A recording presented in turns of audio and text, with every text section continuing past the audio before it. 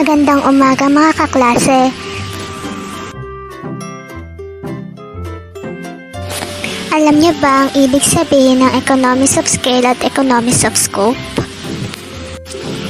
Alam niyo rin ba ang pagkakaiba ng dalawang ito? Kung hindi, samahan niyo ako at talakayin natin ito.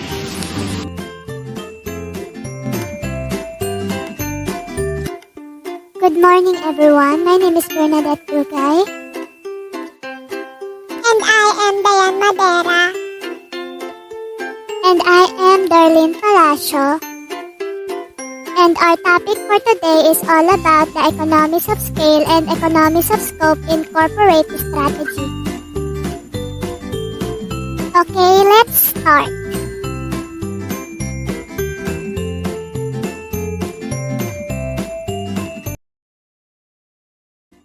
In today's discussion, we will discuss the definition of economies of scale and economies of scope and their differences.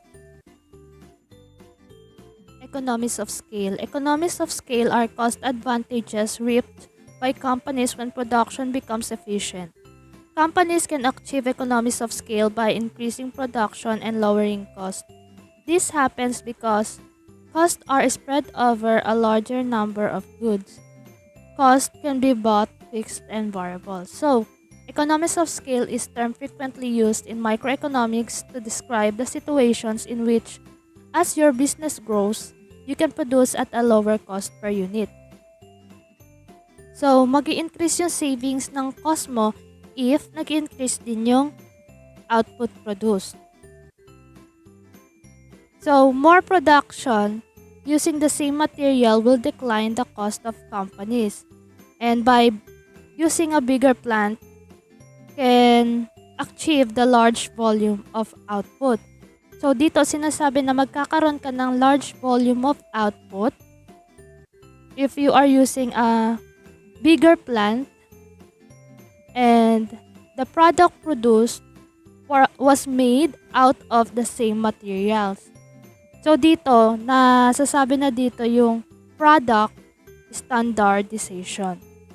So through economies of scale, the firm gains cost effectiveness due to the volume. And this strategy was used by organizations since a long time. In short, dito sinasabi na mas mura ang cost per unit if marami ang ipoproduce na isang business. So, let me give you some examples. So, for example, i-assume natin na si Ishing ay gusto gumawa ng isang business. Marunong siya sa paggawa ng furniture kaya ayun ang business na naisip niya. Ibenta niya ito sa halagang 1,000 pesos. So, nung first month ng kanyang business, nagkaroon lang siya ng 10 orders, which is malungkot siya. Kasi nga, 10 orders lang. Then yung revenue niya is 10,000 lang because 10 times 1,000. Then yung rent is 50,000. Variable cost is 2,500. Ang variable cost natin or yung cost ng materials natin is 250 per furniture. So, malungkot siya kasi nagkaroon siya ng loss na 42,500 at ang cost per unit niya ay 5,250. Paano nakuha yung 5,250? Simple lang. 52,500 divided by 10, which is yung order ng first month. Nung second month, masaya na si Ishing dahil nagkaroon siya ng 500 orders. Revenue na 500,000, rent na 50,000, at variable cost na 125,000. Tuwang-tuwa siya kasi nagkaroon siya ng profit na 325,000 at nagkaroon siya ng cost per unit na 350 pesos lang. It is much lower than the first month. Fixed cost dimension helped a lot sa situation ni Ishing. And sa fast food restaurants naman, we all know that they have their own suppliers, so maramihan sila bumili ng ingredients and supplies. And through this, madami din silang nagagawang products. So, isa ito sa example sa pag-produce ng maramihan para mapababa yung cost per unit. So, ang tawag dun sa ginagawa nila is bulking buying or pagbili ng bultuhan or pagbili ng maramihan ng na ingredients or supplies. Types of economies of scale. Ang economies of scale ay may dalawang uri. Ito ang internal at external economies. Unahin nating talakayin ang internal economies at ang mga iba pang uri na nakapaloob dito. Una, purchasing economies. It lowers the average cost for buying in large quantity. Nangyayari ito kapag ang kumpanya ay bumibili ng bulk o maramihan, kaya nakakatanggap sila ng mas malaking discounts at reduction sa cost per unit ng input. Kapag mas mababa ang administrative expense, mas mababa din ang marginal productivity, kaya nagre-resulta ito ng economies of scale. Pangalawa, technical economies. Large capital equipment with high fixed cost. It is accomplished by utilizing large-scale capital machines or production processes. Dahil dito, makakapag-produce ang kumpanya ng mas maraming output sa mas mababang halaga bawat unit. Next naman ay ang financial economies. Large firms get better interest from banks. Advantage ito sa malalaking kumpanya dahil mas creditworthy sila sa kumpara sa small entities, kaya meron silang access sa mas mababang borrowing rates. Pang-apat naman ay ang marketing economies. Advertising campaign is more efficient for high sales.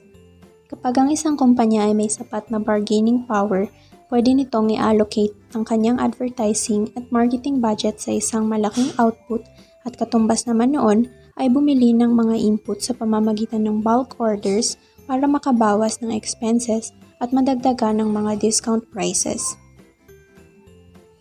Next, managerial economies. Division of labor to manage and supervise production. This occurs when large-scale manufacturers hire specialists to oversee production systems, marketing systems, and human resources. Lastly, ay ang risk-bearing economies. It is the company's ability to spread risk across large number of different products as a backup. Kapag bumaba ang demand ng isang produkto, mas makakatipid ang kumpanya kapag bawasan ng production ng item na iyon at mag-focus muna sa alternative products. Sunod naman nating pag-usapan ng external economies. External economies of scale are generally described as having an effect on the whole industry.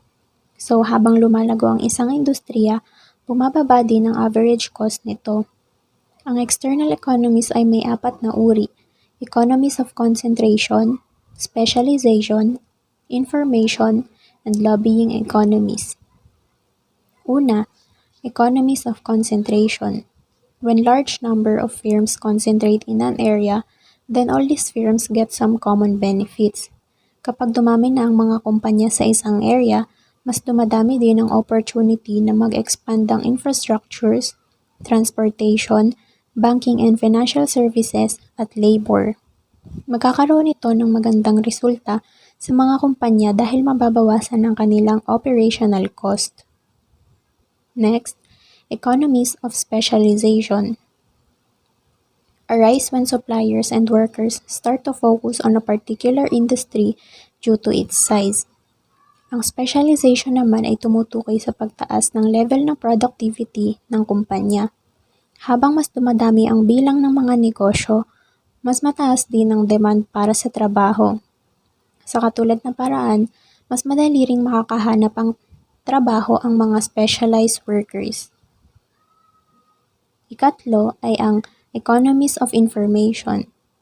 Firms collaborate with universities and other research facilities to improve their products and processes. Tumutukoy din ito sa innovation and marketing intelligence.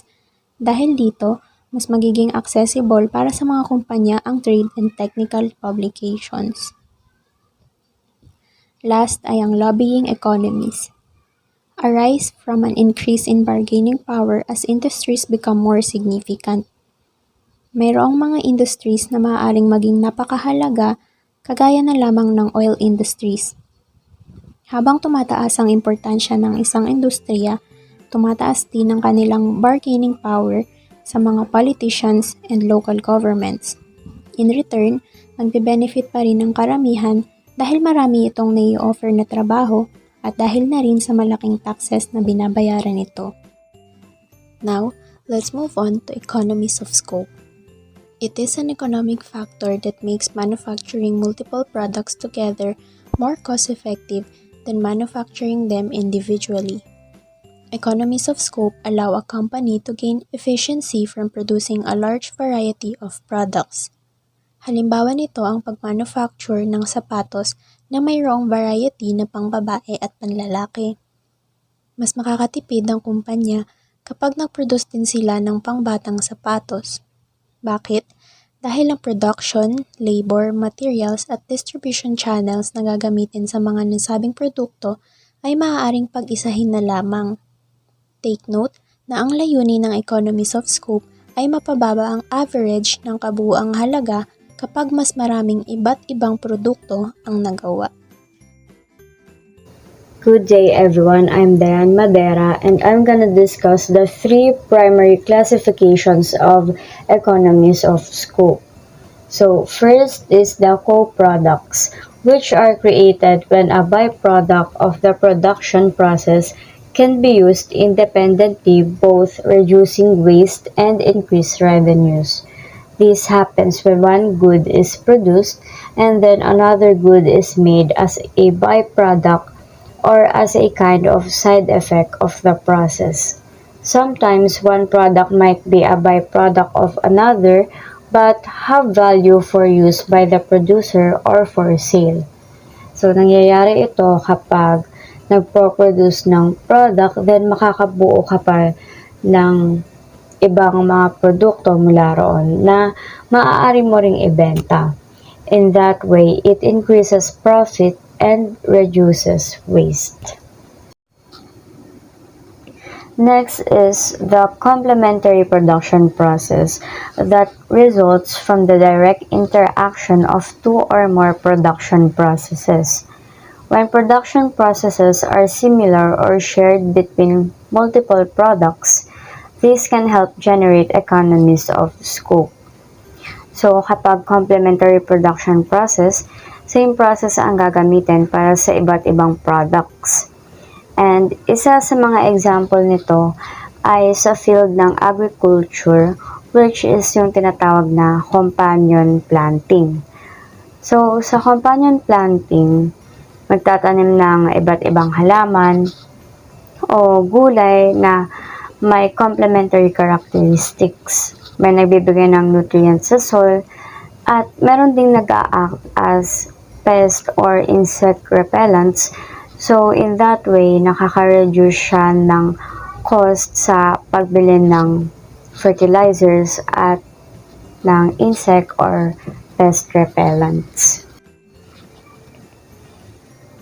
And last is the shared inputs that take advantage of the fact that many inputs have multiple uses. The productive inputs of land, labor, and capital almost always have multiple applications. This makes it a smart business decision to produce numerous different goods using the same basic inputs. So, sa shared inputs, yung resources nila ay may multiple applications. So, ang advantage nito ay makakagawa ng iba't ibang mga produkto using the same resources. And in effect, it is efficient kasi walang nasasayang na resources. And also, it reduces cost. Next is the differences between economies of scale and economies of scope. As to reduction, the economies of scale is a strategy used to lower cost by increasing the volume of units produced. the average cost of producing a product is reduced. On the other hand, economies of scope implies a lower cost technique by creating multiple products with the same operations or inputs. It implies proportionate savings in the cost of producing multiple products. Second, in economies of scale, the firm gains cost effectiveness due to volume, whereas cost effectiveness in economies of scope is due to the varieties offered. Third, as to strategy, organizations have used economies of scale strategies for a long time. Conversely, economies of scope is a relatively new strategy. And last, economies of scale involve product standardization, while economies of scope involve product diversification using the same plant scale. Economies of scope differ from economies of scale in that the former means producing a variety of different products together to reduce cost. In contrast, the latter means producing more of the same good to reduce cost by increasing efficiency. Though it differs in concept, it has the same goal: to reduce cost.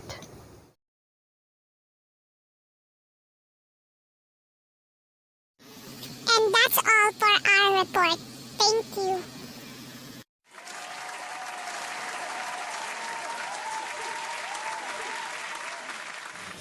So that's it. I hope you learned something for today's lesson. 그럼 안녕. Bye-bye. See you next time.